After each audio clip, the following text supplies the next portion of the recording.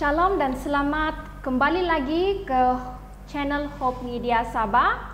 Dan selamat sejahtera kepada para penonton yang sedang menonton di rumah, juga kepada rakan panel-panel saya yang ada di sini. Jadi pada hari ini kita diberkati dengan rakan-rakan yang sudi bersama dengan kita pada hari ini. Oleh itu adalah lebih baik kita berkenal dahulu dengan rakan panel-panel yang ada dengan saya pada hari ini. Dan saya akan mulakan. Nama saya adalah Evelyn Kate Albin dan saya daripada Gereja Taiwan. Oke, nama saya Jamie Amanda Sipatau, saya dari Gereja Terang Kapas. Nama saya Jetlin Jos dari Gereja SD Seringsing. Saya Enos Hitlor dari Gereja Bunsadan. Oke, nama saya Indriano dari Gereja Taiwan. Oke, terima kasih semua. Sama-sama. Oke, baiklah, pada hari ini kita akan membincangkan tentang satu pelajaran yang menarik, yaitu pelajaran yang kelima, yaitu pertemuan semula yang kelam kabut. Tetapi sebelum kita kupas lebih dalam mengenai pelajaran ini, mari kita mulakan pelajaran kita dengan layangan doa daripada saudara Enos. Kita berdoa. Bapa kami, Allah kami yang bertakhta di sorga, kami sangat bersyukur Tuhan, karena pada hari ini kami akan membincangkan pelajaran Cornerstone yang sangat berharga untuk kerohanian kami. Terima kasih Tuhan bersama dengan kami pada jam perbincangan kami. Dalam nama Yesus kami berdoa. Amin. Amin. Oke, thank you saudara Enos. Sama-sama. Oke, baiklah, seperti yang kita lihat dalam pelajaran yang kelima, yaitu pertemuan semula yang kelam kabut. Macam menarik pula pelajaran kita kan pada hari ini, pertemuan semula yang kelam kabut. Menarik dan sedikit membingungkan. Macam mana ini? Macam mana lagi? Tapi apa-apapun kita akan pelan-pelan dan pada ujung pelajaran ini kita akan tahu. Betul. Lanjut. Yes, thank you. Oke, jadi sebelum kita teruskan, untuk lebih mendapat gambaran yang lebih jelas mengenai tajuk ini, mari kita mendengar dahulu ayat kunci yang akan dibacakan oleh saudara Indriano. Dedel. Ayat kunci kita terdapat dalam Lukas 4 ayat 18 dan 19. Roh Tuhan ada padaku, oleh sebab Ia telah mengurapi aku untuk menyampaikan kabar baik kepada orang-orang miskin, dan Ia telah mengutus aku untuk memberitakan pembebasan kepada orang-orang tawanan dan penglihatan bagi orang-orang buta, untuk membebaskan orang-orang yang tertindas, untuk memberitakan tahun rahmat Tuhan telah datang. Oke, thank you Dedel. Oke, seterusnya kita akan mendengar bahagian flashlight yang akan dibacakan oleh saudari Jamie. Oke, dalam flashlight diambil daripada petikan Kerinduan Segala Zaman, muka surat 231. Kedatangan Mesias telah diumumkan mulai di tanah Yudea.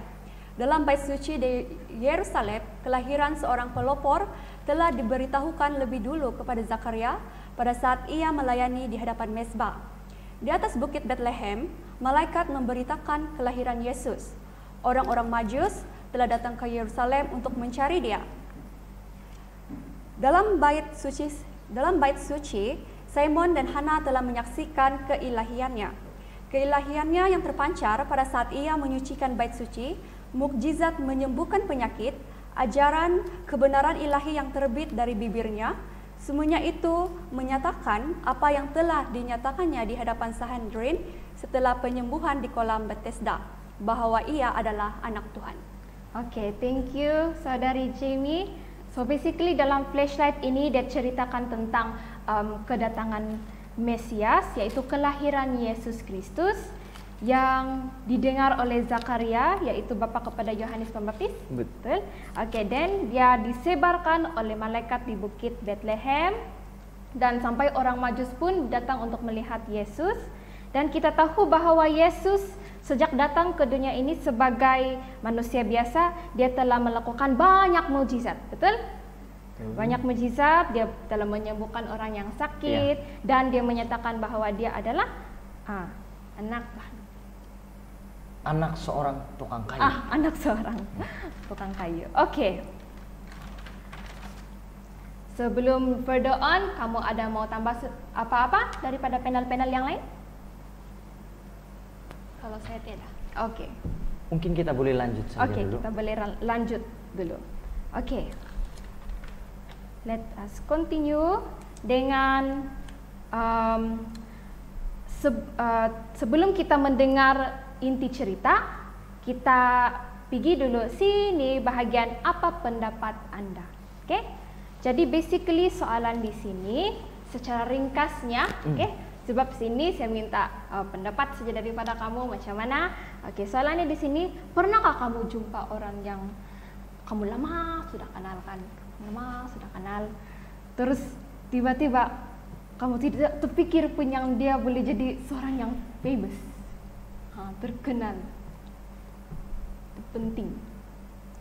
Ada. Tentunya Kawan ada. saya ada. Itu. Ijong. Tentunya ada. Sebelum saya mengatakan siapa yang paling famous, bersama-sama dengan saya dulu membesar dan sampai sekarang, saya mau kita semua berpikir, bila kita ada sahabat yang membesar bersama-sama, kemudian yang satu itu menjadi famous, ataupun kita yang menjadi famous, macam mana saja, macam mana pandangan kita melihat dia famous, atau macam mana pandangan dia melihat kita famous? Adakah ada orang terus percaya? Jadi dulu sama saya masih di sekolah menengah, saya ada seorang sahabat, saya tidak pernah pandang dia pun. Jadi seorang yang pendiam, saya tidak boleh sebutkan nama, tapi kalau saya sebutkan dalam bidang apa dia pakar, ramai yang tahu di zaman saya itu belajar topik matematik.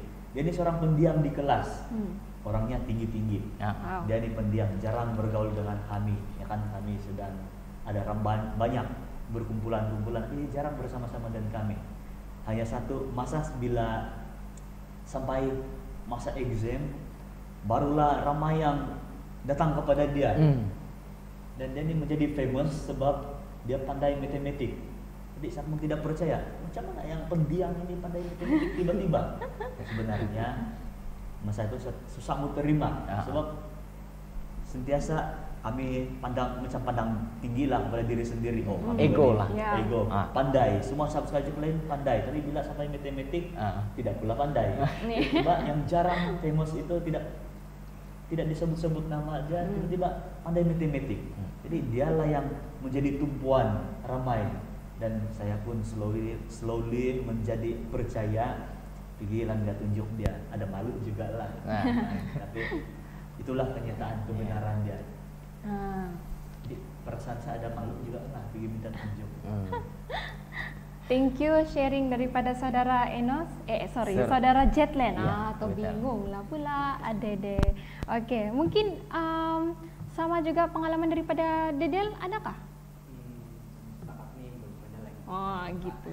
Oke, semua sama. Alright. Jadi, baiklah. Kita langsung terus kepada inti cerita. Oke? Kita kepada inti cerita yang akan dibahaskan oleh Pastor Jetland.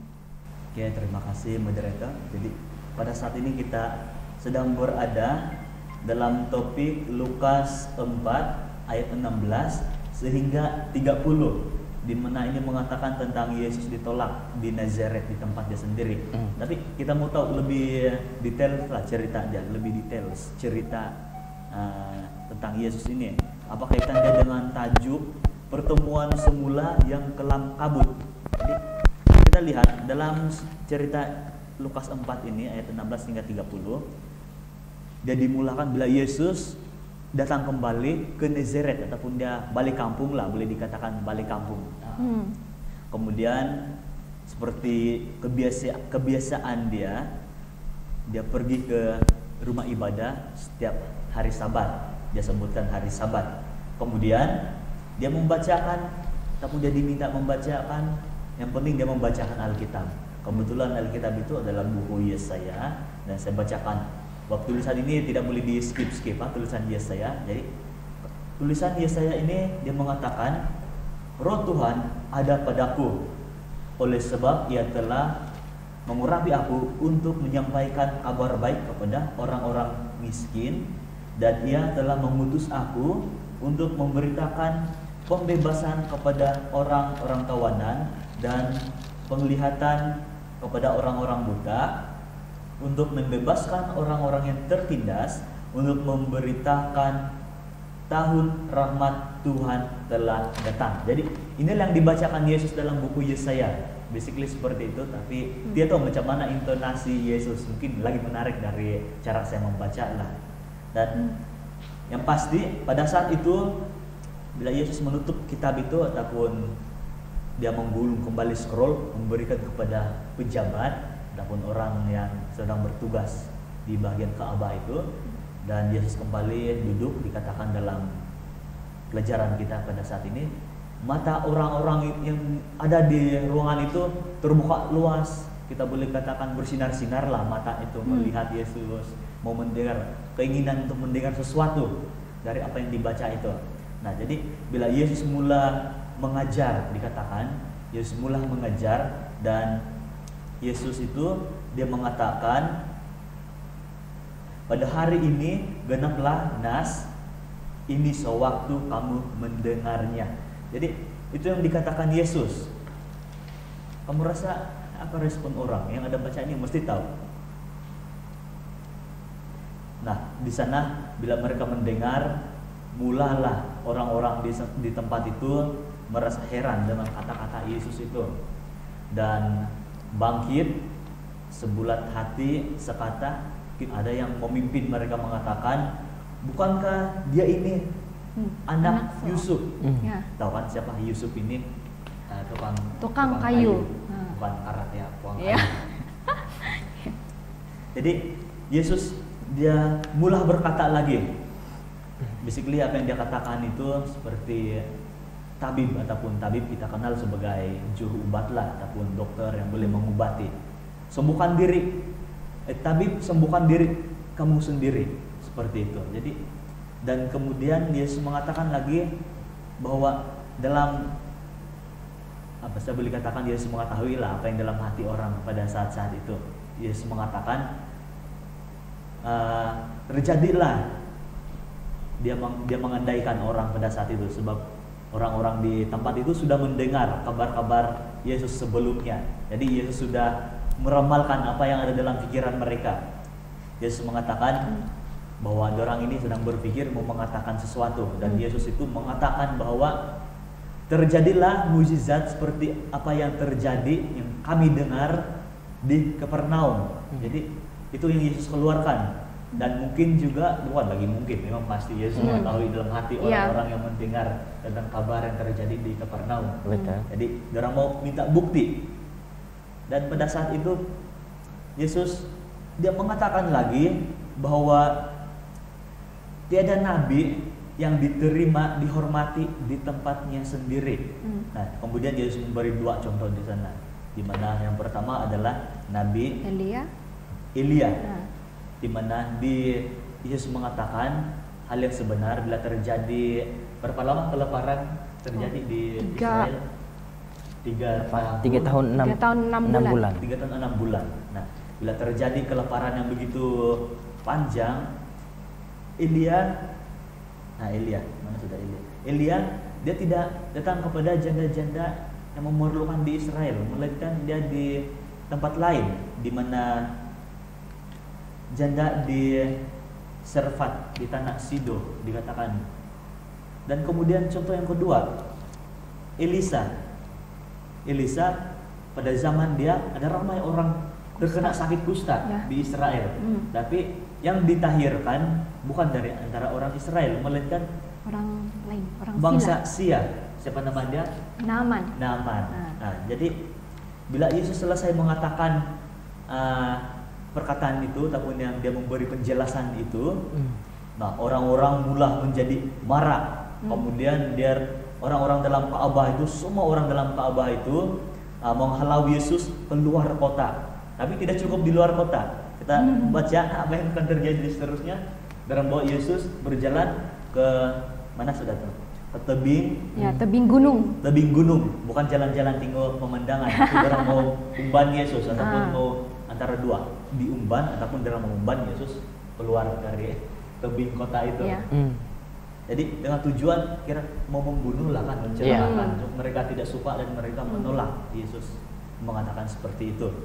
Dan kemudian yang dinyatakan di ayat terakhir kita punya pelajaran, Yesus berjalan lewat di tengah-tengah mereka lalu pergi. Mungkin nanti kita dengar apa penjelasan setiap detail-details yang ada dalam pelajaran kita pada saat ini. Jadi itu saja ini cerita yang saya boleh kongsikan. Selebihnya kita boleh baca bersama-sama dalam pelajaran Kemuslim kita di dalam buku kita sendiri.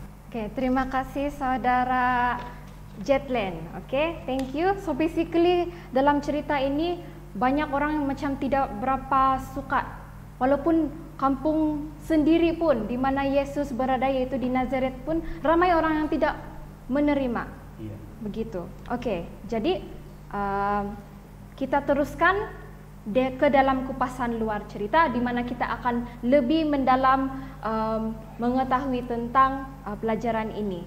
Jadi yang di sini kita tahu Yesus berkhotbah ataupun sharing di Ka'bah ataupun di rumah ibadat waktu itu, dan dia ada cakap satu ayat yang pas saudara Jetlin ada cakap, yaitu pada hari ini genaplah nas itu sewaktu kamu mendengarnya. Oke. Jadi saya mau tanya, kalaulah kamu berada di tempat itu waktu itu, apa yang kamu akan pikir bila kamu dengar perkataan itu? Mungkin dari saudara Enos. Iya. Terima kasih. Saya sengaja tunduk bawa supaya nama saya tidak akan sebut, tapi nama saya disebut. Baiklah. Pada hari ini genaplah nas Alkitab ini sewaktu kamu mendengarnya.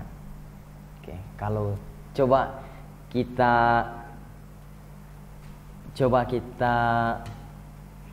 berada di dalam keadaan situasi macam itulah kan. Oke, kita masuk dalam situasi itu. Saya ada di tempat itu, kemudian Yesus sedang membacakan nas Alkitab. Dan dia bilang, pada hari ini yang kamu dengar itu tergenaplah hari ini juga. Saya sebagai orang yang ada di sana, kalau di sini ikut ini cerita, saya tahu bahwa Yesus itu adalah seorang anak tempatan, anak yang biasa-biasa saja. Jadi apa kira-kira perasaan saya kalau dalam kupasan cerita? Nah, kalau saya melihat Yesus ini adalah orang baik dan tidak ada catatan kriminal dosa yang Yesus lakukan, mungkin saya di posisi itu saya akan percaya apa yang Yesus katakan. Tapi sangat berbeda kalau saya melihat orang yang baca kemudian dia cakap, pada hari kamu mendengar ini genaplah nas Alkitab ini, tapi dia ada catatan kriminal ataupun perbuatan jenayah atau macam-macam. Dulu waktu dia budak-budak sama saya, kami selalu bertumbuk, begaduh. Sorry, guna bahasa yang agak pasar, tapi beginilah bahasa kita. Jadi saya tidak mudah untuk percaya apa yang Yesus katakan kalau dia ada catatan kriminal. Begitulah kira-kira yang saya boleh bagi pendapat. Tapi kalau kita lebih mendalami cerita ini di dalam penjelasan buku Alkitab dan juga Alfa Omega, Yesus mengatakan itu karena benarlah bahwa dia menggenapkan nubuatan. Dan ramai orang yang kalau kita dengar pelajaran ringkasan cerita kita tadi, itu sudah jelas bahwa beberapa menit mereka semua ramai orang di dalam rumah ibadat itu terdiam dan kagum akan apa yang Yesus ucapkan. Tetapi karena pengaruh roh jahat, setan masuk di dalam buku Alfa Omega menjelaskan, setan masuk dalam pikiran-pikiran orang-orang Farisi, orang-orang yang ada di rumah ibadat pada waktu itu. Lalu mereka pun mulai bertanya antara satu sama lain, bukankah dia ini salah satu daripada kita punya orang, dia bilang. Bukankah dia punya bapak sini-sini juga? Dia dari kecil sampai dia besar sama juga macam kita.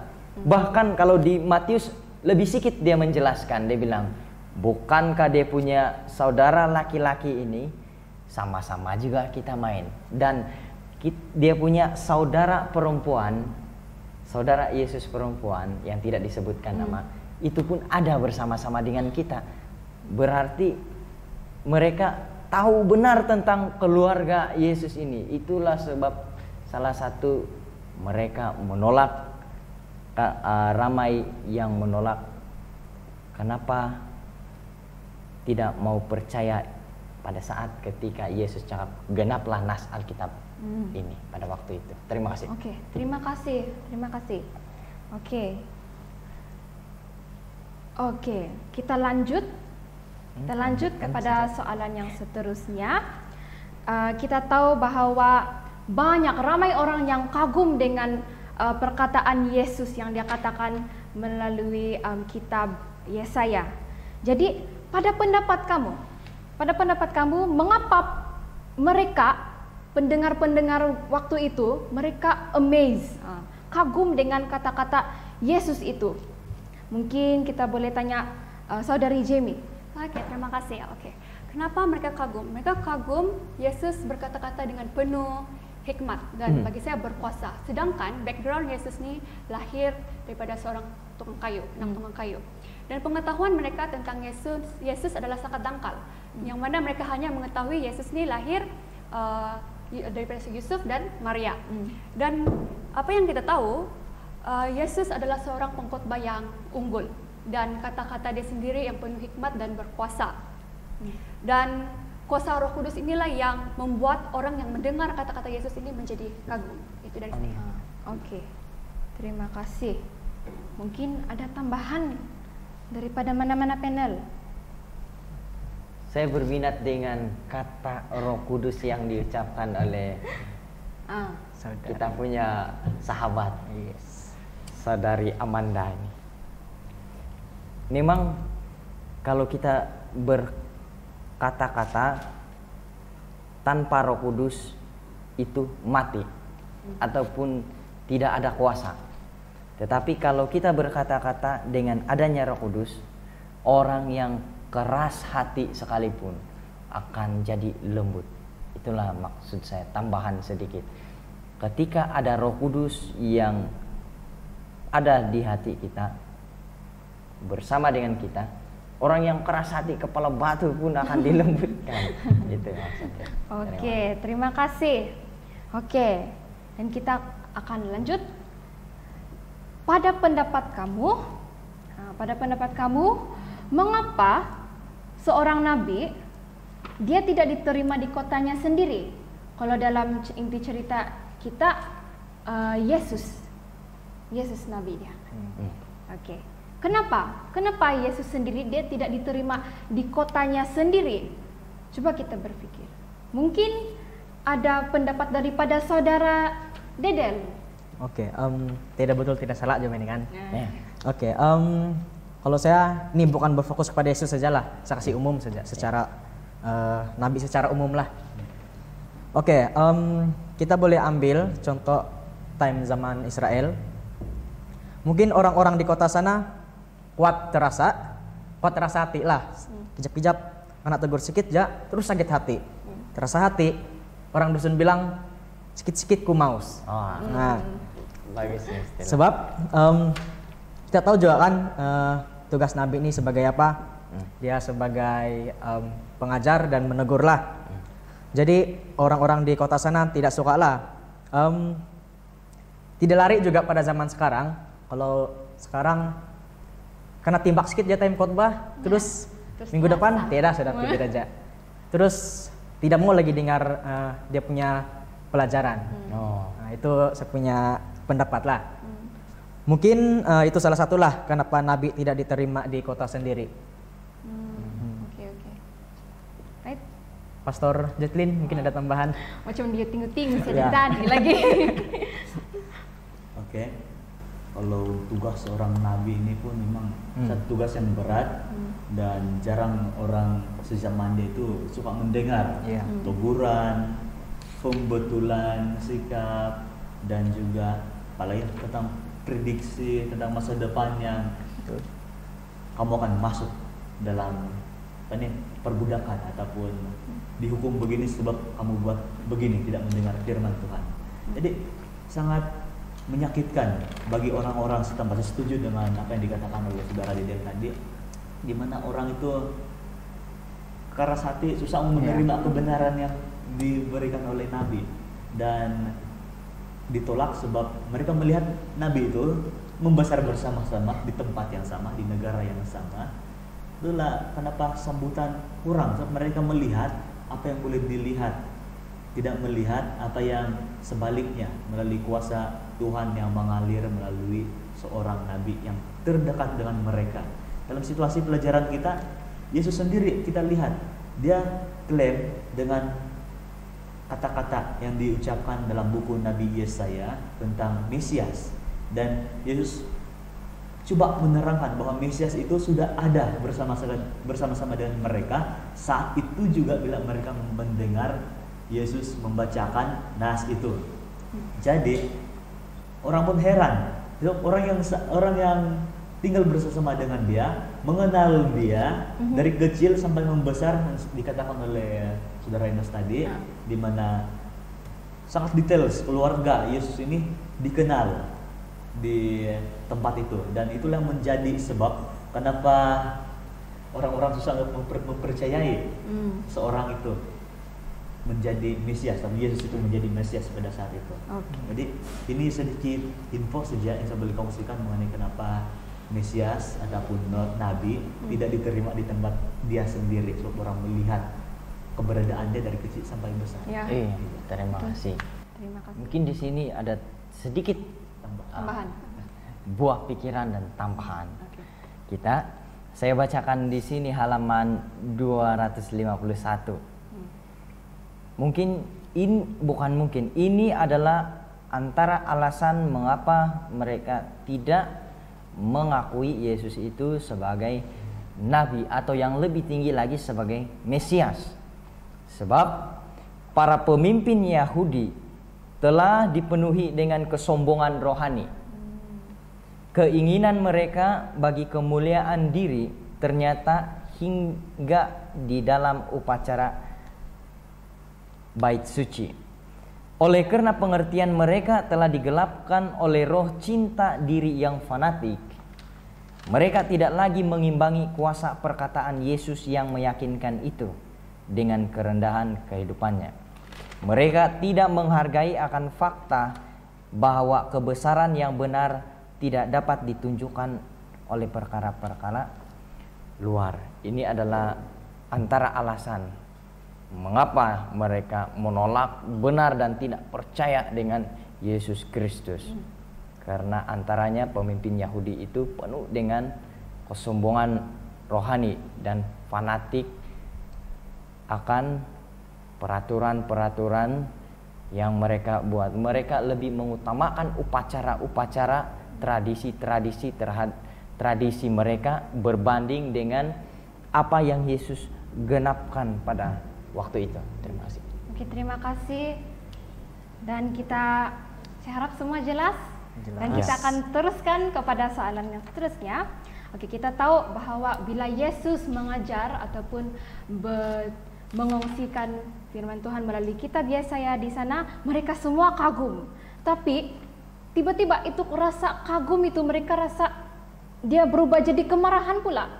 Kenapa tuh? Mungkin ada pendapat daripada saudara Jetland. Oke, terima kasih. Di soalan ini sangat menarik. Mula-mula merasa kagum, kemudian jadi marah pula. Kalau orang yang mula-mula gembira tiba-tiba jadi marah, itu tanpa sebab tuh dikatakan kurang siuman. Iya. Something wrong ya. Nah, dalam pelajaran kita kembali lagi kenapa orang-orang di sana mula-mula gembira kemudian menjadi marah. Mereka gembira sebab apa yang dibacakan Yesus itu mengenai Mesias, penebus, pembebas mereka dari kesengsaraan mereka pada saat itu. Dan bila Yesus mengatakan bahwa dialah yang datang itu, mereka tidak dapat menerima. Di mana dia mengatakan genaplah nas yang dibacakan tadi. Mereka tidak dapat menerima sebab dalam pikiran orang pada saat itu mereka memikirkan Mesias ini keturunan dari Raja Daud adalah seorang raja yang bangun membebaskan Israel dari cengkaman musuh yang ada di saat itu, kerajaan Rom ataupun raja siapa pada saat itu? Pemerintahan Herodes. Jadi apapun itu mereka di bawah pemerintahan Rom. Dan itulah yang mereka impikan, Mesias itu akan datang menggantikan Raja Daud ataupun menggantikan keturunan dari Raja Daud sebagai seorang raja membebaskan mereka dari kesengsaraan. Tapi sebaliknya tukang kayu itu yang klaim. Inilah dia klaim seperti terjadilah genaplah yang dibaca tadi. Jadi inilah kenapa kemarahan tiba-tiba timbul dan mereka merasakan bahwa Yesus ini orang biasa. Sebab setan sudah masuk dalam Ka'bah dan memutarbalikkan pemikiran dan juga menimbulkan persoalan-persoalan yang boleh dikaitkan dengan kehidupan Yesus lah sebagai orang biasa. Boleh dikatakan seperti itu. Mereka tidak melihat Yesus ini membawa misi sebagai seorang Mesias, walaupun sudah ada mukjizat yang terjadi. Dan pada saat itu orang-orang menjadi marah, kemudian mau membunuh Yesus, tapi mau membuang Yesus, mengusir Yesus. Jadi itulah sebab dia mula-mula gembira sebab mendengar bacaan pengharapan dari buku Yesaya. Kemudian menjadi marah sebab yang klaim itu si tukang kayu bukanlah raja yang mereka impi-impikan yang membebaskan mereka dari kesengsaraan mereka. Jadi sedikit info dari soalan itulah. Terima kasih dan itu sangat jelas sudah menjawab soalan itu kan? Untuk soalan yang seterusnya ini dia katakan, apakah maksud Yesus apabila dia memetik daripada buku Amsal, hai tabib, sembuhkanlah dirimu sendiri, dalam konteks apakah Yesus menggunakan ayat tersebut? Dari pandangan saya, nanti kalau ada mau tambah saja. Dari pandangan saya, apa maksud Yesus dalam ayat ini? Hai tabib, sembuhkanlah dirimu sendiri. Kita tahu sebelum itu kita back lagi. Kalau kita baca cerita tadi, selepas dia mengajar, mereka pun ada itu perasaan, dia ini anak tukang kayu saja begitu.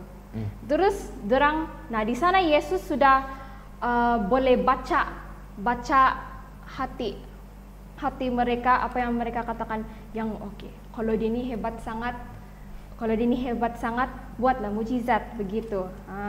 Jadi orang-orang di sana mereka ingin menguji Yesus dan suruh Yesus untuk membuat mujizat di depan mata mereka supaya orang boleh percaya lagi. Macam yang terjadi di Kapernaum, dari dia tukar air menjadi air anggur.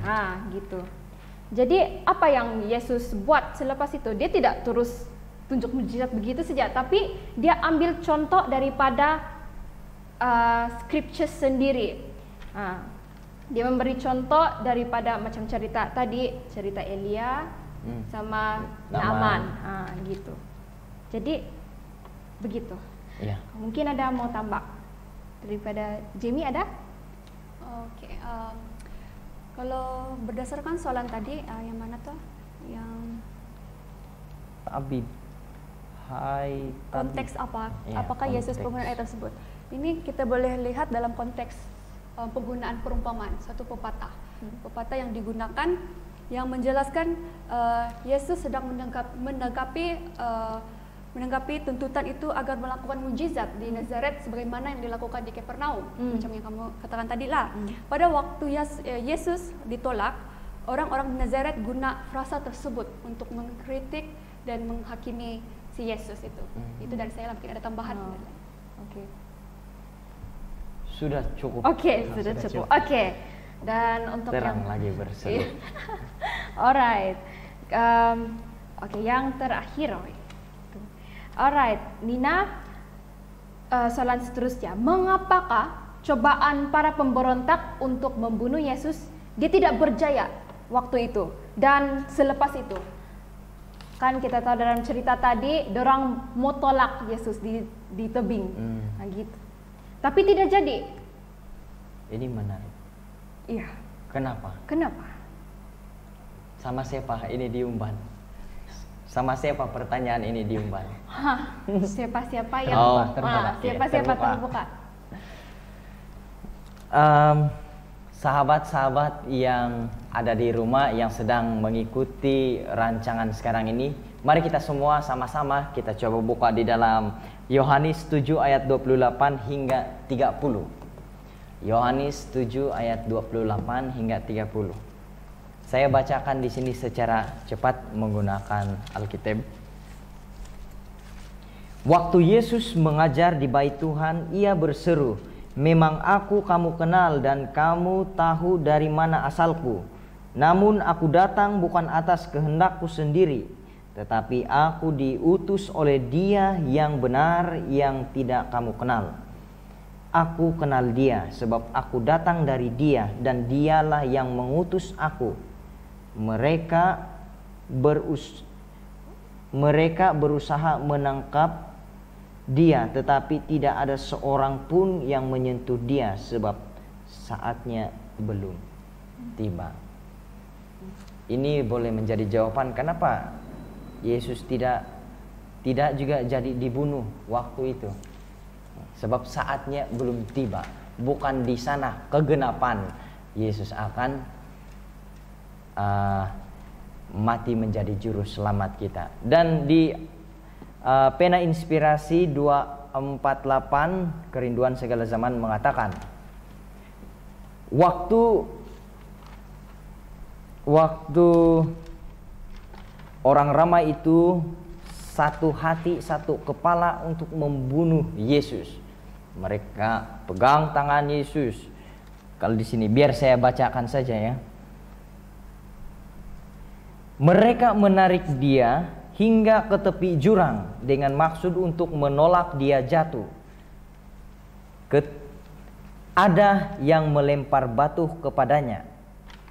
Ketika dengan tiba-tiba Ia menghilang dari pandangan mereka. Wow, ini ajaib. Pesuruh-pesuruh surga yang menyertai Dia di dalam rumah ibadah itu juga menghantar Dia. Di tengah-tengah komplotan yang sedang marah itu, mereka menutup Dia dari musuh-musuhnya dan membawa Dia ke suatu tempat yang aman. Jadi jawaban pertama bahwa saatnya belum tiba Yesus dibunuh pada waktu itu. Kedua, kenapa tiba-tiba Yesus macam mana cara Yesus diselamatkan? Tiba-tiba datang malaikat, angkat Dia, kasih bling Dia kan. Kita sebut begitulah kan.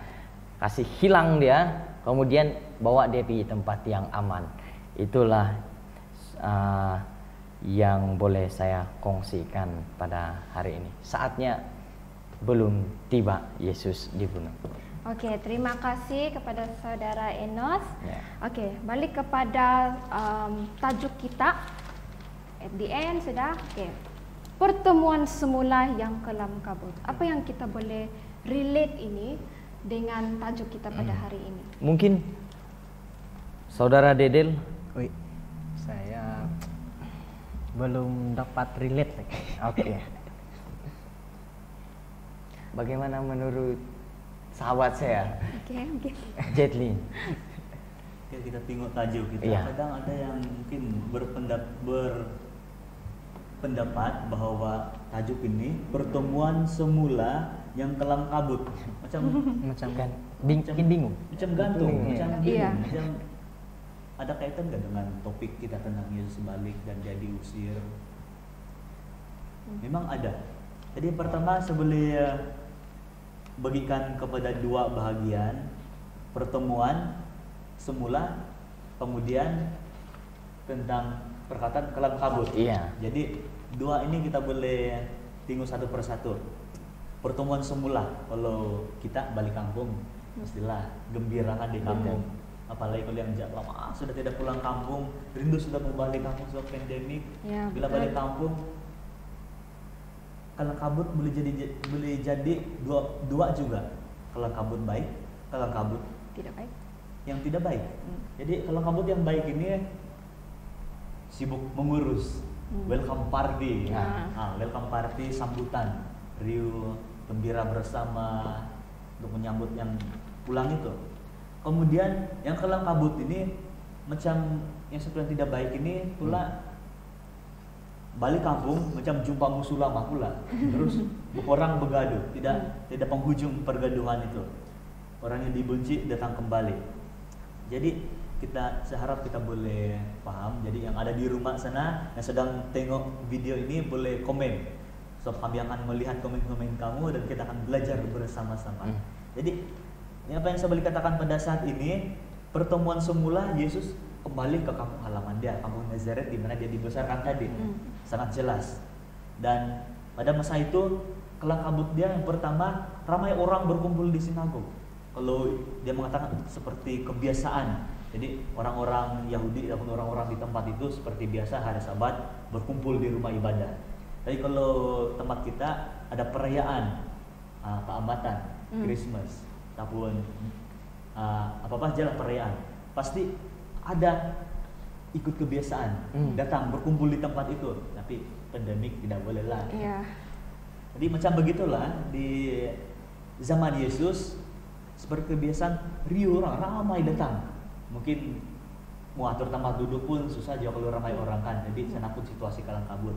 Itu baik sebab mereka tidak sabar menyambut, mendengar apa yang akan dikeluarkan dari mulut Yesus.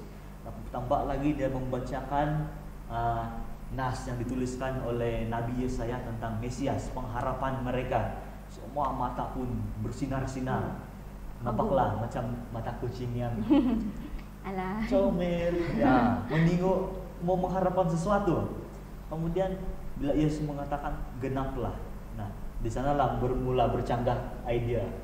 Jadi sanalah kelam kabut itu berubah menjadi kelam kabut yang tidak baik. Satu dewan, satu bangunan, semua orang menangkap dia, mau bawa keluar. Kemudian dia tahu macam mana cerdas seterusnya. Mulai Yesus itu tidak diterima di tempat dia sendiri. Jadi saya harap yang ada di rumah yang sedang menonton dan kita semua kita melihat sedikit apa hubungannya pertemuan semula yang kelam kabut. Oke, thank you kepada saudara Jetland. Dan to end, ada lagi tambahan? Seperti ada. Seperti ada adanya. sedikit. Oke, kita bagi peluang. Terima kasih sahabat saya Jetlin. Itu huraian yang sangat detail, panjang, dan saya mengambil daripada apa yang dia sampaikan tadi.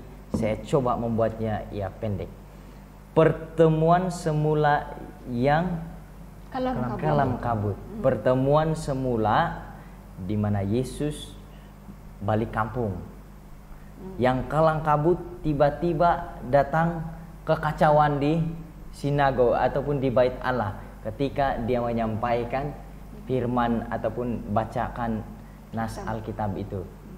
Dan itulah yang kita boleh hubung kaitkan pertemuan yang kelam kabut. Pertemuan semula yang kelam kabut adalah pertemuan yang kacau balau, di mana mereka ataupun orang-orang di tempat Yesus sendiri di bait Allah, satu kepala mau mengusir dia dan membunuh dia. Itulah pertemuan yang sangat mengacau balaukan. Kalau kelam kabut dalam bahasa Indonesia mengacau balau ataupun kasih huru hara. Jadi itulah kejadian yang huru hara pada waktu itu. Tapi satu message penting yang boleh kita dapat dari sini. Ini message penting dari saya adalah walaupun pertemuan di dalam bacaan Lukas ini adalah pertemuan Yesus bersama dengan dia punya kampung halaman, suatu pertemuan yang huru hara oleh karena tidaknya percaya mereka. Tetapi kita tahu satu hal, Roh Kudus tidak pernah meninggalkan orang yang dekat dengannya. Bahkan malaikat-malaikat sendiri akan menjaga kita kalaupun orang lain akan coba mengacau balaukan kehidupan kita. Tapi kalau kita tetap kuat di dalam Tuhan, tetap kuat dalam Roh Kudus, maka kita akan dijaga selalu. Yang kedua dari saya adalah kalau kita melihat orang-orang cerita tadi, kenapa mereka mula-mula agak menerima, tapi tiba-tiba tukar mood jadi tidak menerima? Ini disebabkan oleh kesombongan hati mereka yang meningkat tinggi. Tiba-tiba tidak mau terima bahwa Yesus itu adalah orang yang benar diutus. Jadi pelajaran buat saya yang kedua adalah kita seharusnya jangan menyombongkan diri, tetap rendah hati dan menerima segala ajaran yang benar dan baik. Terima kasih. Terima kasih. Oke, saya sangat suka dengan pendapat daripada saudara Enos.